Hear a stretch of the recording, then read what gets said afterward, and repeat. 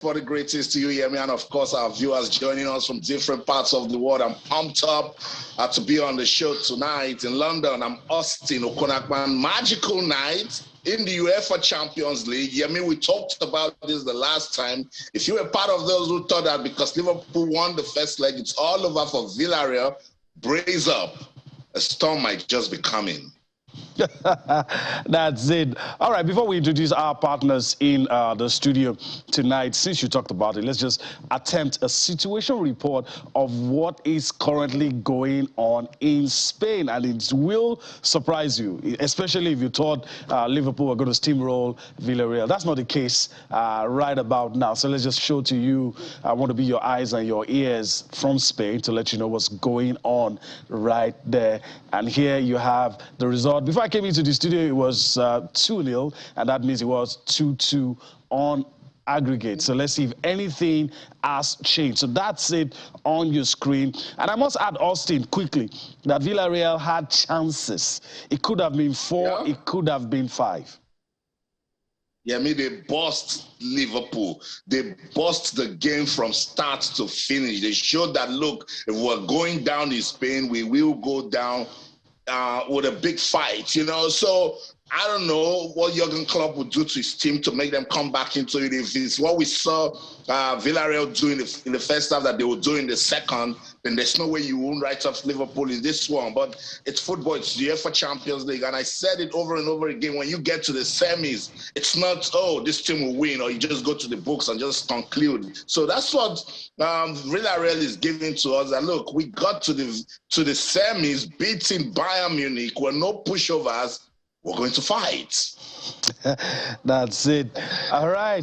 Well, we'll talk more about this, and we keep to our promise to be your eyes and your ears to let you know what's going on. And in our usual practice, no matter how important what we're discussing is, once a goal gets scored, we'll revert just to let you know what's going on right there. Let me quickly introduce our partners in the Lagos studio tonight. We are privileged and blessed to have two special people. Of course, when you see them, you know it's going to be interesting. We're going to be talking about women's football all the way, and they're going to, of course, give us insights into their deep knowledge when it comes to women's football. Ladies first, that's what they always say. So let me start by introduce the person seated right next to me, the Super Falcons media officer, Tubex Luchi.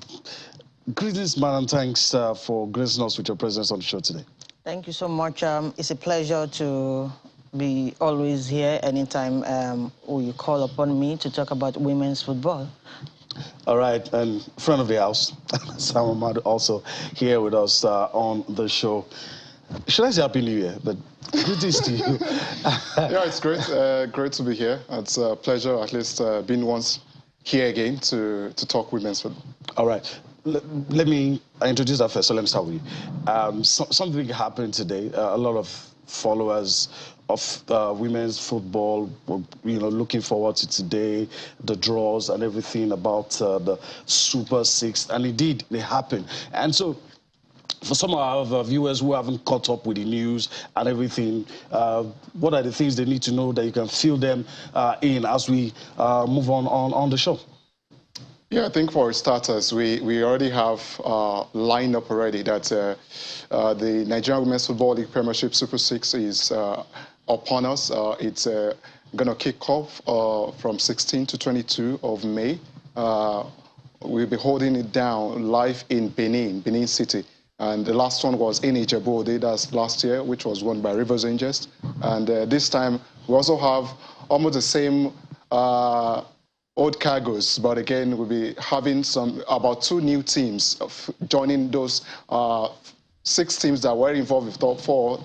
Some 2 already displaced, and the new teams are Nasarawa Amazons and Niger Rattles. We still have the old lords in Rivers Angels, Delta Queens, Bayelsa Queens, and Nasarawa Amazons, who are also looking to dig it up this time. So it's a massive lineup of teams, and we've seen Edo Queens, not to forget. So these are familiar folks who have been involved in the game and also been involved, who were involved also in the last Super 6 playoffs. And I think it's definitely this time going to be a cracker because we saw what happened in Djibouti. It was a fun fair, it was a fiesta, and it was so much dramas and excitement same time, because I think every team that was involved definitely had their high and low moments, and it's what you expect in football and also in any competitive sports. And I think women's football is delivering that at its best. And I think it's impressive to see what how much of a value and also how much of a great competition and also a massive platform the Women's Football League headed by Aisha Falode is creating out of such a platform and also making women's football look big yet again in Nigeria. So I think it's kind of a showbiz we had today, kind of giving us an insight into what to expect at the Super 6, and also top up with the launch, the introduction of some sponsors who will also be partnering the body ahead of making the Super 6 another epic and also explosive competition. So I think everyone who will care to know the Super 6 is the biggest one for Nigeria, where the winner or the champions of the league is being decided, and whoever wins goes into the zonal playoffs. That is the WAFU B qualifier. So it's a cracker. It's another level of competition, and definitely it's a battle that will go down to just like we saw in the last tournament. So it's a lot to fight for, and quite enough, some good money in place for teams to also fight for, besides just hoping to qualify to represent the country, not just on the sub-region, but also at the biggest stage, that is the Women's Champions League. All right, that was quite a wrap. I mean, I'm very sure you probably had everything right in one full swoop. He talked about the participating teams. Let's just quickly show to you the participating teams. He told you what has happened. Later on, we'll let you see the day one fixtures, and I'll get Tobex talking as well, and later pass it on to Austin. And there you have it on your screen, just like Sam said, these 6 teams, the gladiators, of course, interesting times ahead, good prize money, good avenues, a lot of incentives, and a lot of good things to look forward to for these teams that will participate. Of course, the top prize being, of course, if you emerge overall winners, the opportunity to represent Nigeria at the highest stage. But Tobex, let me just get you into this without repeating everything that he has said. I know there's a lot to women's football in Nigeria, and when I see you guys, I'm always impressed. So what can you say about some of the innovations and incentives to get these ladies to give their best and do well in this Super 6? Well, I can say that one of the different kinds of innovations that we have put in place to make it different, this is the first time, you know, that we will get an individual or a company that will make a deliberate effort, you know, to invest, you know, financially, you know, in terms of an official sponsor for the Super 6. Unlike in the past, we just kind of get companies or state governments that use it as a CSR, you know, they just help us, or, you know, you come, you host the competition in a particular state, and at the end of the day, players don't really have something to fight for, you know, even before the advent of this, the Champions League. But this time around, it's going to be a different ball games. We were able to unveil, you know, our official sponsor for this year, Tokan Energy Resources. And then there is something for the players to look up to. The 3 teams, you know, they're going to vie for, you know, a prize money of 10 million naira, aside the continental slots that they will also have an opportunity to fight for.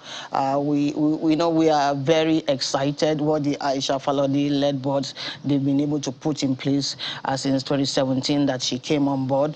You can remember that in the time past, she also used the opportunity with her team to rebrand the league. That was when, you know, the league was divided into 3 tiers, where we had the Premiership, the Championship, and the Nationwide League. And for the first time, we had 16 teams, you know, playing the Nationwide League this season. We just concluded that in Benin. And now we are looking up to the Super 6, where we have first-timers, you know, in the league, a club like Nigeria Tels of FCT. They have the opportunity, you know, to go and vie and rub shoulders with the best. So I can say that the league is growing, the league is competitive, players are moving, even some players that have gone abroad, you know, they are back. We have 1 or 2 players that will be playing for Bayelsa Queens, you know. Joy Bukiri, for example, just finished her loan deal in Turkey. She's back. And those are some of the things that when the young players, they see, you know, it will motivate them. And, you know, before I just wrap up, earlier today, we have a player, Harmony Chefulu, you know, we invited her to be part of what we did today so that she will be motivated. She just finished with Imo Strikers, you know, one of the teams that participated in the Nationwide League. She scored 10 goals, you know, seeing what was happening today, seeing the captain of the Super Falcons, Onome Bitu, was also on ground, you know, to grace the occasion. She was highly motivated. And those are the kind of things we want our young girls, you know, to see and be motivated. All right, Tubex there, of course, giving us the high points of today's event. All right, I'll say this monitoring from its end. Let me just yield the floor to Austin. I'm very sure there are some things he might want to know as well. Yeah, Tobex and Sam, good to have you guys on the show. Let me go to Sam. You talked about the Super Six. We're looking forward to it. We're pumped up during the league. Niger Rattles got us talking. Sam, what you know about that team, what you saw them do during the regular season. Do you think that they can do something that will get us talking at the Super Six? Yeah, well, realistically, I think Niger Rattles looks like a team quite difficult to predict. They came much more like an underdog, especially in the group where they got through from.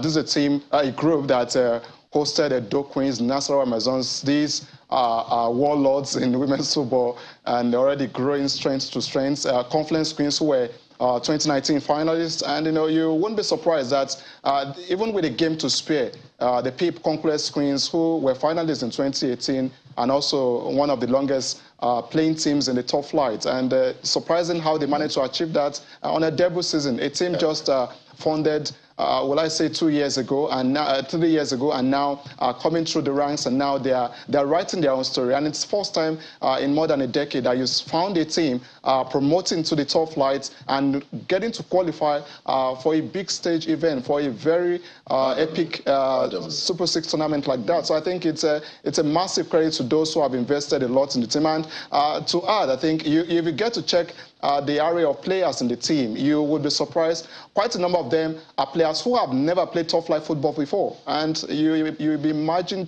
that how could they have also managed to create such achievements, you know? And interestingly, they've managed to write their own story, and you know, with the kind of coaching they have, with the quality investments, the individual and person of Barrister Paul they has also put into the team. Speaks on about how ambitious they are, especially empowering girl child, and exciting to see the kind of result they are getting, even almost immediately. Yeah. So I think it's commendable to see how much they've come, and how quick, or will I say how quick, or how massive they are flying already. And I think it's massive motivation to private teams or firm or individuals who are keen to possibly seek prospects in women's football. This is what you could achieve. It could happen all of a sudden. It may look like nightmares and frustration of keeping girls together, but these girls are doing it, and they are giving Ratters and everyone around the team a great joy. And Abuja, for the first time in a very long time, we're seeing women's football again. Yeah, they will be hoping that they will get a male team that will probably make it to the NPFL and get them talking. But let me go to Bex now. To Bex, just to bounce on what Sam Amadou, talked about, what Niger Rattles seem to be doing in the Women's League. Is that a testament that is getting more competitive? Can we look back now and say, it's like the league can produce, players that can go on play properly for the Super Falcons? Well, I totally agree with, what Sam Amadou had said before now. I'm not surprised, Niger Rattles, Barrister Paul, has made a conscious effort, not to be disgraced and embarrassed, when he immediately got promotion, to the Premiership. And don't forget that we have in them, the coach of the women's under-17 team, Bankole Oluwokere. This is a grassroots coach. This is a coach that is based in Lagos and has been in charge of the Lagos State Festival team for so many years, and he understands what it is to see players that have potentials, mold them, give them the confidence, and that was what he has been able to replicate in Niger Rattles. You can remember that before this season started, they have played a series of friendly matches. They had toured the Southwest, playing all the big teams. Any opportunity that they have, each time the national team, is camping in Abuja, they play friendly matches with, the top teams and the national teams, both the Super Falcons, the junior teams. So they are not ashamed of being defeated, and they've always learned their lessons from them, and that is what is actually playing out now. It really helped them as the league went on. They progressed as the matches, were going on, and I am sure that they're going to give a lot of the traditional teams, tough time when we get to Benin for the Super 6. Okay, we'll wait. We'll see. Yeah, me? All right. I think it's only fair, before we see some pictures from the draws, let's just, we've gotten into it, so let's just look at what day one will be like. What pictures from the draw held today, and of course, both of our guests have alluded to the event, the razzmatazz and everything. Spectacular show put together today by the, of course, people in charge of the women's league, and this is how it was done, and you could see, of course, the leadership of women's football in Nigeria getting to work right there. All right, let's just quickly show you. You have it right there on your screen, but let's quickly show you what day one will look like, and I get quick comments because we're about to go on a break. That's it. Sam, just your thoughts. I know you could go on and on. You know these ladies so well, but day one, if you can wrap this up for me in a minute, we'll be fine. But what should we be expecting? Yeah, well, I think we definitely will expect a cracker for all the games. And Bayelsa Queens and Rivers Angels is teams pitched together in Group B. They were probably one of the final games of the league season, and it was cracker between both of them. They both sides really had a tough fight. The Rivers Angels holding their own ground, Bayelsa also on their own parts. We saw also Nasarawa Amazon. They even where both teams met in the final game of the season. Nasarawa managing to peep Niger Rattles by 3-2. Very narrow win. The first leg, a 1-0 win in Abuja, and it was an advantage, a double for Nasarawa Amazons against Niger Rattles. And we also saw Edo also being drawn against Delta Queens, and it's another massive clash. Neighbors, South-South derby. It's two teams too with a massive following and also massive investment behind them. The governments are fully behind them, looking at how both of teams have also fared in the league. And I think these are teams who have been playing together against each other in many Super 6 tournaments, Super 6, Super 4 tournaments in the history of the Women's League in the last decade. So I think it's surely going to be a massive showdowns for the opening day. Definitely the big game to see will be Bayelsa Queens, Rivers Angels. All right, Tobex, your party shot on the show. I mean, you have to look at that day one fixture too, and of course, there will be some things that jump out at you. And if you're telling somebody to go and watch a game, which one of those matches would you likely say you want to see good football go there? No, of course, Bayelsa Rivers is just, the kind of game that you term the finals before the final game, a tough match. Rivers Angels are defending champion of the league, traditional team. Bayelsa Queens, it's that was the team that everybody felt would have won, the Super 6 last season. They topped the league till Week 13, that the league was halted to give way for the Super 6, but they couldn't replicate their form. It's a team that they have a whole lot of tested and experienced players, and they have a good coach. One of the coaches in the women's national team, Moses Aduku, the junior teams. Of course, Rivers Angels, Coach Okon, it's already there. Everybody did know what the team can do. They had the opportunity to represent the country, in Cairo, Egypt last year for the Champions League. They didn't do too well, and they hope to get a second chance to right, you know, the wrong that they did last season. Everybody, the motivation is a different ball game this time because we're talking about the Champions League, we're talking about the prize money. So it's the spirit is different. Everybody wants to make a difference, and I can tell you, it's quite difficult for you to come out to say this is the team, you know, that will top the log at the end of proceedings in Benin City. All right, guys, I want to thank you. I wish we had more time, but unfortunately, that's how the cookie crumbles. Sam Ahmed, I want to thank you for your time on the show today. Hopefully, we'll be able to drag you down again to have this conversation. Yeah, it's a pleasure. Thanks for having me. Anytime, any day, I'm very much around. And Tobex, good to have you as always. Thank you so much. It's a pleasure to be here. All right. So we need to go on a break right about now. When we return from that break, of course, you would listen to some reactions from that event. We'll do that before we come back. So we will go on that break now. And, of course, there will be a switch when we return. Still so much for you on Sports Tonight. Join us again. Benin City, Edo State would also be another big moment for some of the players from the clubs. They are going to be going there with big dreams to be the winner. The winner who will be playing in the zonal qualifier for the CAF Champions League. And presumably and assuredly qualify for the CAF Champions League. That is our dream now. That we must begin to command that presence again in women's football in Africa. Not just with the national teams, but also with our clubs. For me, women's football is something that we really, really need to support.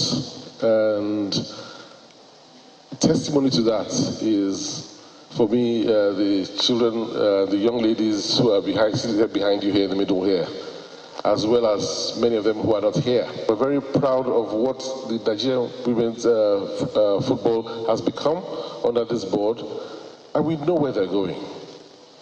We know where they're going because we can see. Look at the Super Six and look at where the Super Six started from.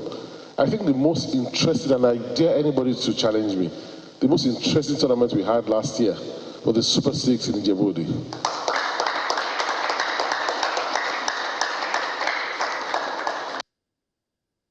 All right, welcome back. This is the chairperson of Nigerian Women's Football League, Aisha Falade, and of course, NFF Vice President Sheyi Akumi, of course, on their thoughts on women's football at that event today where the draws were made. And this is just to tell you that the Super Six will be played from May the 16th to 22 at the Samuel Ogbemudia Stadium, Benin City. And so that's what's going to happen. All right, we'll keep monitoring that. Austin is still with me. And Austin, let's quickly take some items out of the way before we bring in a friend of the house, Yinka Owelewa. You're so pumped up to talk about Aaron Quadri. My tongue is tied because what adjectives do I still have to use when describing the amazing feats and the things that this man has done when it comes to table tennis? I'm super proud of Aaron Quadri.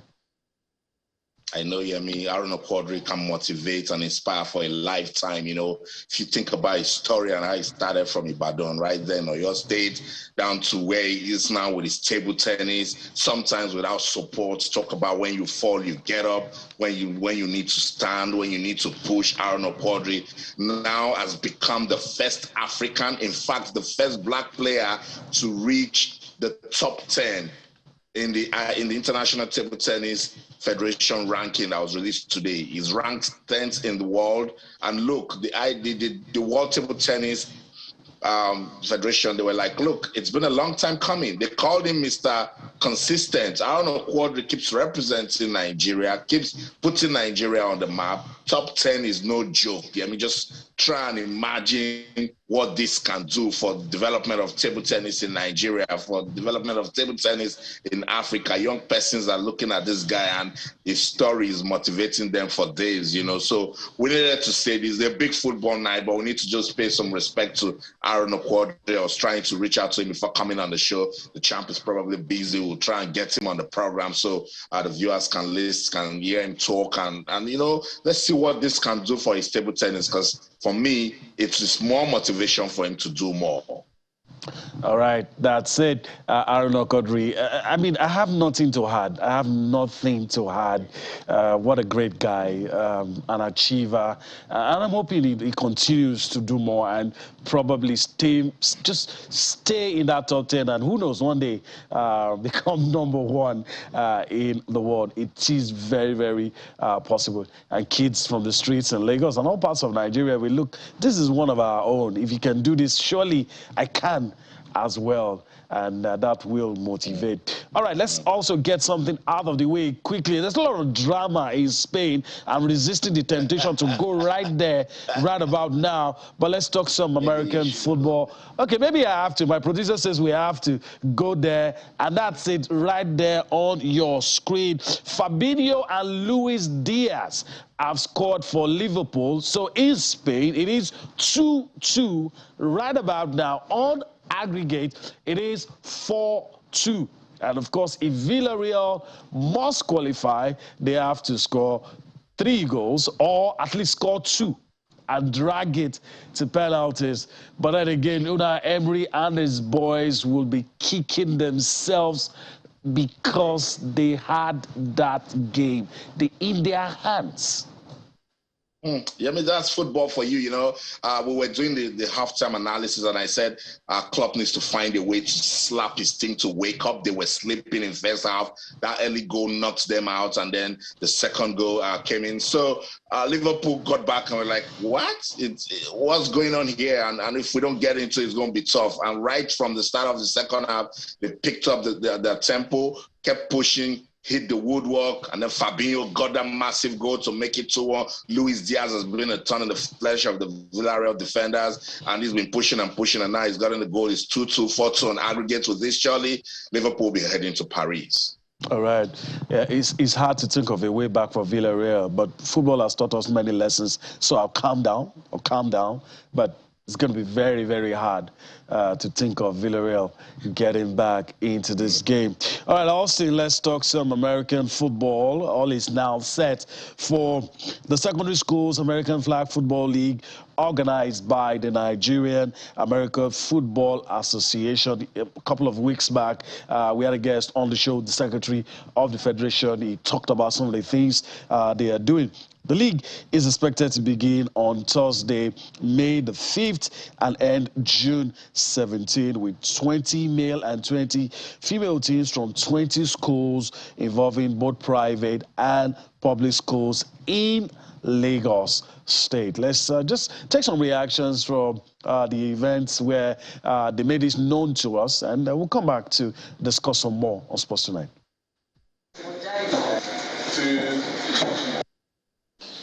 We are proud to announce today the launch of our maiden league, the Nigerian Secondary School Flag Football League, in partnership with the Lagos State government through the Lagos State Sports Commission. We are focused on this group first for a reason. Now, that's because we understand that competition at this stage in the development of young people unlocks opportunities for healthy habits, psychological growth, and immediate opportunities for scholarships and recruitment for the most gifted players, both home and abroad. For us, the greatest achievement will be to see our young boys and girls channel their youthful energy into this highly rewarding sport, helping the league birth something that will create a better economy. Our plans from here is to use the talent discovered to create a strong all-star team that can represent the state at interstate competitions, and also be able to give them the opportunities to partake in the national team, which will be set up in 2023, that will start competing at the international level. We address this project from the building, capacity building angle, so which took us to the schools. And in partnership with the Ministry of Education, we were able to train Up till I speak now, 100 games masters and mistresses across the 6 education districts in the state. And also we move on because it's a new sport. I know most of our children they are explorative in nature. They want to try new things. So we're able to train another 1,000 student athletes. We can see the enthusiasm on our children, and it's another platform to engage them so that juvenile delinquencies and social vices can be reduced to the barest minimum. And this is in tandem with our slogan. In Lagos State Sport Commission, we believe in stay in school and stay in sport. All right, Lagos always blazing the trail, and of course, no surprise that such is happening in Lagos, and efforts being made to ensure that our sports is ingrained into the kids. And then, just like the lady said, young kids are explorative, and sports has taught us that, look, if you put your mind to it, you can achieve it. There's no exclusive preserve for some people from any part of the world to do any particular sport. Anybody who loves sports can participate in all sports, and I'm very sure Austin agrees with me on that. Yeah, that's what it is, and I'm glad that they're getting critical stakeholders into it also, getting the Lagos State Ministry of Education, getting the sports bodies involved also. Look, with the grassroots and children, I keep telling you, Yemi, that it has to be deliberate planning, and I think that's what this American football approach is taking, and it seems it's good because when we had a representative in the studio, he highlighted all of this, and it's good to see that they're about to put words into action. All right, Austin, now it's time to come to the domestic scene and talk about Nigerian football. It's the first opportunity that we have after the weekend to take a look at what happened. So we're going to use that opportunity very well to take a look at what happened in the Nigeria Professional Football League. By the way, Yinka Awolewa is with us. Let's bring him into the show. Greetings to you, Yinka. Thanks for finding time to be with us on the show tonight. All right, Yinka, if you can't hear me, you would probably have to unmute so that we can have this conversation. Why we're trying to get Yinka to converse with us. We will continue, and of course he will join us. Well, update from Spain, there you have it. Maybe the final nail, maybe just maybe. 3-2 it is in favor of Liverpool, right there in Spain, and of course the goal coming in. Who else but Sadio Mane getting that goal for Liverpool, and I dare say it's all over. I think it is, sadly it is. I love when it goes down to the final minute. I love when the fight goes down to the wire. Liverpool and Villarreal showed that in the first half. The difference between both halves is like night and day. Liverpool got into this one. Jurgen Klopp was like, wait a minute, what's going on? And that was when they picked it back up, and now they're bossing the play, they're controlling it, they're scoring goals. And as you said, let me join you to say it seems like it's over for Villarreal, and Liverpool will continue to march on. All right, so the quest for the quadruple continues, and they are very close, by the way, very, very close. In all the competitions they are in, they have the chance of winning. So we'll see what happens. We'll keep monitoring that. So we get back to this if there's anything to report. Let's go to the Nigeria Professional Football League. Let's take a look at the results while we wait for our man, Yinka Awolewa, to join in the discussion. Let's show you the results and talk about some of the things that happened on Matchday 26. Austin, let me run through these results that you have on your screen. We've always been talking about Rivers United and Plateau United, and it appears like there's a conspiracy. On the day one of them loses, the other loses as well. So there you have it. Kwara United defeated Rivers United 2-1. Dakar pipped Plateau United by a lone goal. Remo Stars beat Wiki Tourists by a lone goal. You go Heartland defeated Abia Warriors 2-1. These are some of the results. Casino United had a 1-0 victory over Aqua United. Lobi Stars defeated Nasarawa United 2-1. Then the Aba Elephants, Eyimba, were rampant, put 3 goals past Gombe United. Niger Tornadoes squeezed past Kano Pillars 2-1. He ended in favor of the side from Mina. Then you had Sunshine Stars and Shooting Stars, a proper Southwest derby. And there you have it, headed goalless. MFM and Rangers. MFM also, some people said probably forgot their shooting boots at home. So goalless he ended, and a share of the spoils. Not a good one for MFM, not where they want to be right about now. And also today you have the results. And interesting days ahead. Matchday 26, still about 13 more matches to be played. We know who the front runners are, but then again, do we see anybody busting into this title race? You know, the last time on the show, I was saying that what Rivers United and Plateau United shouldn't do is lose matches, you know, consecutively. That would motivate the other guys. So to an extent, Remo, they're saying, look, if you guys aren't ready, we can just take it if you give it to us. But let's just run through this game between MFM and Rangers. It ended goalless, and that's not a good, you know, result for MFM, you know, if you consider what they have been going through and what's like for them already this season. You know, the Olukoya boys, I don't know what they need to do to get back their season, but it's a big struggle. So for Plateau United and Rivers United, we've always said that it is a tale of if you win, I win. Rivers United, I thought they were running away with a late win right there at Kwara United, and suddenly, Kwara United, the Harmony Boys, I said it on this show that it's difficult to play them in Ilorin. They somehow won that one by 2-1. I'm hoping Yinka will get on the show to tell us what really happened in that one. Aqua United lost also at Destiny Ashadi with that lone goal for Katsina United. But if you take a look at the league table when it comes on here, you could tell that the struggle continues for Kano Pillars, for MFM also. But Rivers United, if you see the way they are playing, they really do want the title. But take a look at it.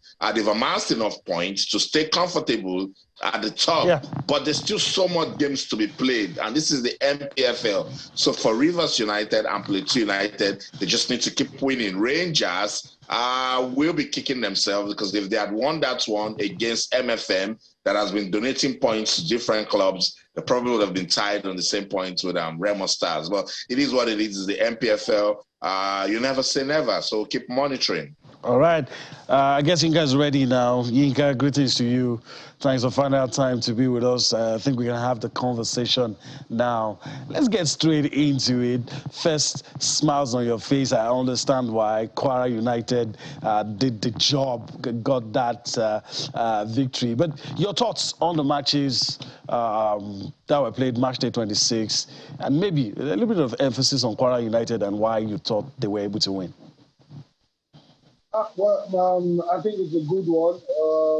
It's very tense. I mean, that match was played under a very tense atmosphere yesterday. I mean, on Sunday, there were issues of how Rivers United were coming into the stadium, and at the end of the day, that was resolved. And you know, the match started. And the players of Kwara United and that of Rivers United, it brought that tension into the game, and it took the referees quite some time before it could, put the tension down. And in the 10 minutes, next thing I saw, put the Fixtures ahead, and that made everybody at the Kwara Stadium, especially the Kwara United fans, glued to their seats, and everybody were asking themselves, how are we going to survive the care against the league leader? And for quite some time now, when Rivers United comes to Ilorin, it's always a very difficult thing for Accra United for quite some, like 5 years or thereabouts. They've not been able to. Accra United has not been able to get anything out of that feature. But Accra United were not themselves in the first half, but they came. I think they reacted better after time talk. They came out a little bit calmer. They came with a new plan. I think the plan worked for them. Coach Bifo made some couple of changes to come to help the team. One of them is Samad Abdelkadir. Ayobami Jr. also came in. And those two guys, when they came into the game, they really changed the fortune of the game, especially Samad Kadri. Samad Kadri, you know, the last time when Fire United played against Plateau United at home, he needs what one can describe as more than a sitter, and he wasn't happy. He cried after particular match. So the game against Rivers United was an opportunity to right the wrong. To right the wrong of the team, and he gave everything in that game. And the fans loved what he did at the end of the day because it contributed to the 2-1 victory that Fire United ran away with on match day 25. All right, let's take a look at the table. And of course, as you know, Austin also is with us, and we're doing this together. And I asked Austin, I'm going to ask you, I'm very sure he will probably have one or two things to say about it. Let's take a look at the league table. We've been talking about Plateau United and of course, Rivers United. But I want to ask you, as a keen follower of the Nigeria Professional Football League, with 13 matches to go, do you see any other team, apart from those two, putting up a fight for the title this season? Or is it too late? It's going to be very... No, it's going to be very difficult. The two of them, they have singled themselves out of the rest of the team. The only side I will have been putting my money to give them a run for their money, probably, no, two sides will have been the Rangers International. The Rangers is not playing in their, in their stadium. And that's really, when you are not playing before your fans, that will really give you a lot of, something to think about. If Rangers is playing at home and they're in the same position that they are now, I will agree that they're going to give both MFM and Rivers United a run for their money. Another team is Aqua United. Aqua United usually start the league badly and do well at this stage of the season. But they started brightly, they started well, but at the same time they lost it, and they are just trying to find themselves at the moment now. Let's see in the next 5 games. Next 5 games will probably tell where the league will be going. But I feel like Rivers United, it is for Rivers United to lead with what they are doing in the league at the moment.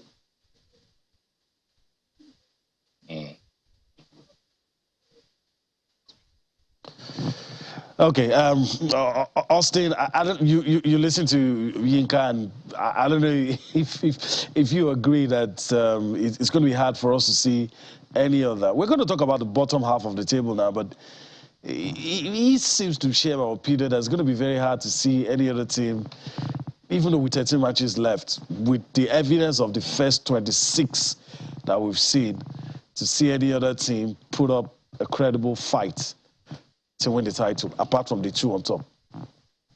Yeah, I totally agree with a lot of things Inka talked about, but this is the NPFL. You never say never. Plateau United and Rivers United, the least they can do for themselves is to keep winning their home games. If you don't win your home games, then there's going to be problems, particularly if you maybe drop points at home and then you go away and you lose. It just needs to happen to you 4 times. And then you start asking questions, But I think they've done just enough to stay at the top comfortably. So we'll continue to see what the other guys can do. The closest to them is Remo. Rangers, when they were enjoying that away form, they look like the sort of team that can threaten, but some way they dropped that form. So we'll see. We'll see what the remainder of the season will give us. All right, we'll see. I'm just afraid of Remo. When you look at Remo, they play good football, but at the same time, if they are useful side, at a particular point in time, the league will mature to a particular stage that they find it very difficult to cope. And that is why I'm not even putting them on the line. Maybe at the end of the season, they could finish between number 4 and number 5 on blog.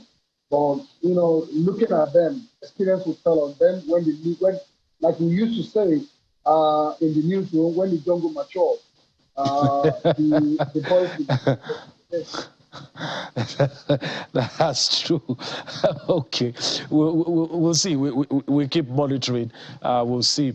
All right, guys, let's just quickly take a look at what's going to happen in the days to come. Rescheduled fixture in the Nigeria Professional Football League. That's it on your screen.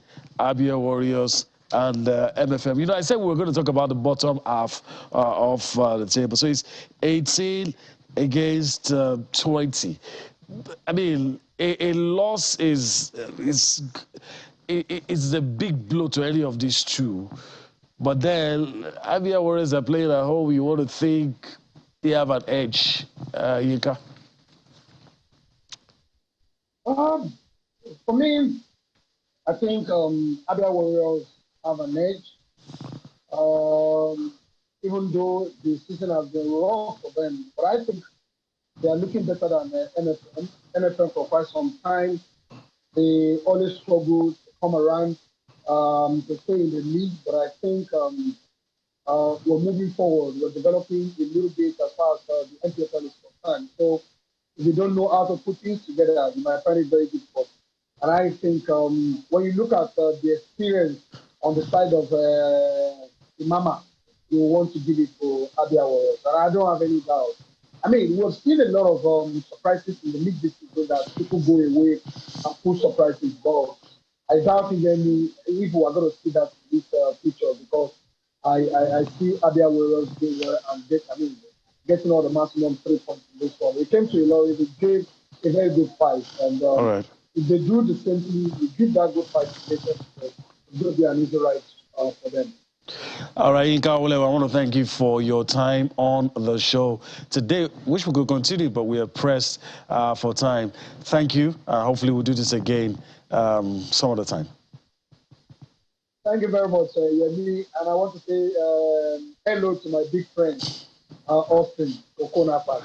Good to have you on the show, Yinka. Thank you. All right. All right, so that's our friend Yinka Olewa. Austin, we have barely over a minute to leave the studio. And of course, I'll yield the floor to you. Situational report from Spain and also an overview of what's going to happen tomorrow. At some point I was like, come on, Austin, stay neutral. Because I started feeling for Villarreal. They got a red card, salt in the wound, for a team that came out fighting. Goalkeeper Rulli at some point, was so poor, allowing those goals to go in. There was a moment, where he charged at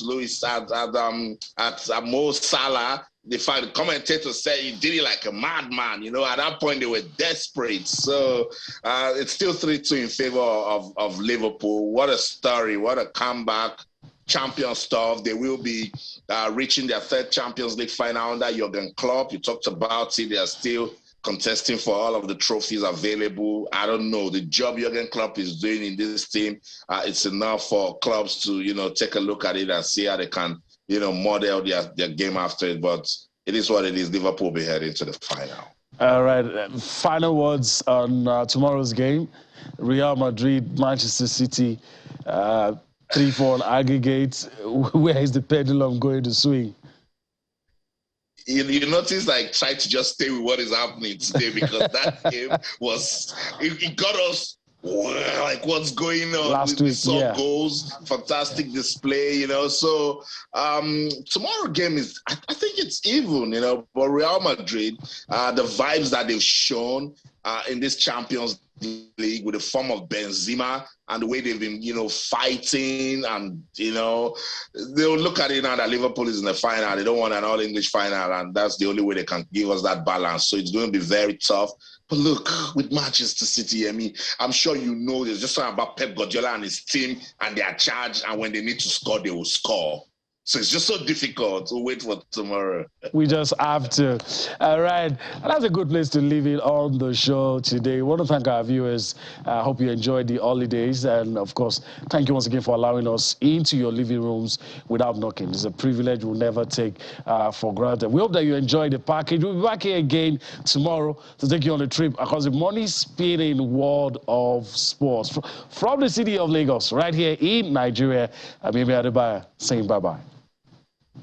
We love it when you get involved. Let's keep the conversation going, particularly on the Champions League, on Twitter, or channels_sports. That's the show in London. I'm Austin Okonakwan, and everything you do, remember, keep talking sports. Bye for now.